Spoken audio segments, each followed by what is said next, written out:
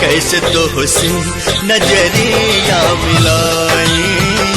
सजना सजना खन खन खन कल मोर कंग नई झुलनी के छैया मेरा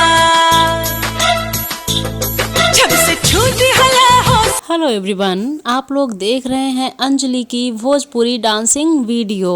सजना खन खन खन कल मोर कंगना दिल के धड़कन पलम दोपहरिया बिताइला हो बजावे सहनाई आवेला। और आज आप लोगों को अंजलि का बहुत ही प्यारा लुक देखने को मिलने वाला है। ए राजा गिराई आवे नई झुलनी के छैया बलम लागल ए राजा गिराई। सो फ्रेंड्स, आज आप लोगों को अंजलि का ये लुक और डांसिंग कैसी लगी अपने कमेंट्स में जरूर बताइएगा। Thank you. समझ में आए का होला प्यार बुझाए।